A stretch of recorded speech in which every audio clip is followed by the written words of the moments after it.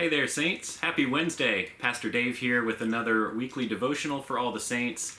And again, we're going to start with a reading from C.S. Lewis's collected works. This is from The Weight of Glory, and actually continuing the theme from last week. This is about holding back a bit of our own. It is not so much of our time and so much of our attention that God demands. It's not even all of our time and all our attention. It is ourselves. For each of us, John the Baptist's words are true. He must increase and I must decrease. God will be infinitely merciful to our repeated failures. I know no promise that he will accept a deliberate compromise.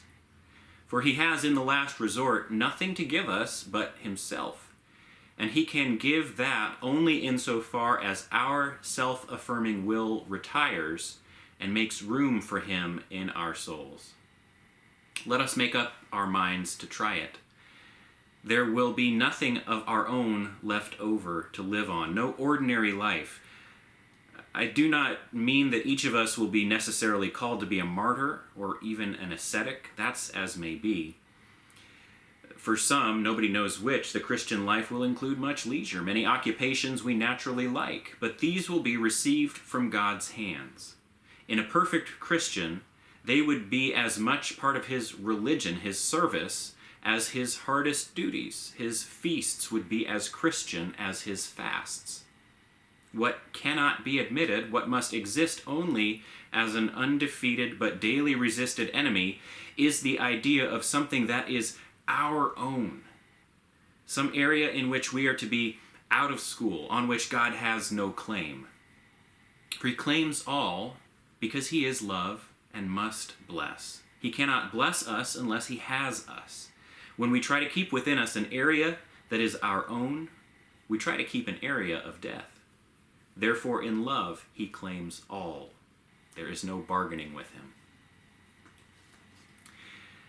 I wonder if you have any sort of sense of the religious area of your life versus the non-religious area of your life. Sometimes we think about, what we do on Sunday or what we do when we're in worship or at church as one part of ourselves, what we do at work as another part, what we do at home as part of our family.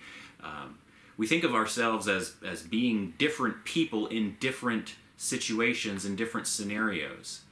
And we know in a way that that's not true. We're always the same person, but we still feel like there is this part of my life where I am expected to behave in one way, and I'm going to behave in one way. This is what I expect of myself and what I want to and commit to do there, and that's different from what I'm going to do over here when I'm with this group of friends or these people or performing these duties.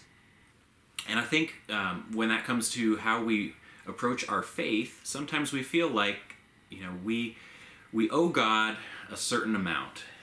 We talk about financially, we talk about a tithe, and we say we're going to give God 10% of our wealth or our income.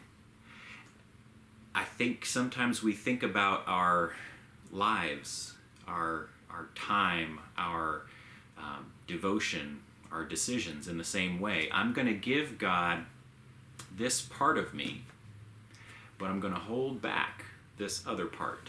I'm going to devote this day of the week towards service. I'm going to devote that day of the week towards golf or towards football or whatever it is that we enjoy doing. And I'm going to feel a little bit put out or somebody has invaded upon what belongs to me if I'm asked to do anything else other than what I wanted to do on this time that I've set aside for me. And the trouble is, as Lewis says, there's no division in who we are before God and who we are in and of ourselves, who we are at work, who we are at play, who we are with the family. There's no division in God's mind. We are the the children he has called us to be. He has claimed us as his own, and we belong to him. We owe everything to him. And when we try to hold back or keep a part of ourselves away from him, try to hold on and call that my own and say, nobody can take this away from me, nobody can infringe upon this or mess with this, what we're saying is we want to be in charge. We want to tell God what to do, what God can have of us. It's not going to work. It is not going to be healthy for us. It is not going to be beneficial for us in the long run to try to keep part of ourselves away from God, because that means that part of ourselves is, like Lewis says, an area of death.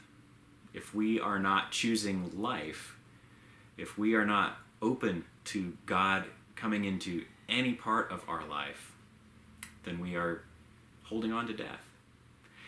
And eventually that will become painful. Saints, I know it's hard.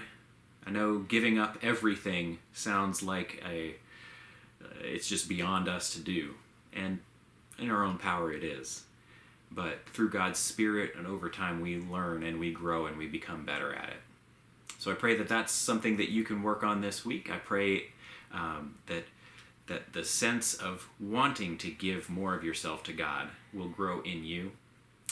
And I hope that this devotional has been helpful. I hope you're doing well. It's good to see you as always.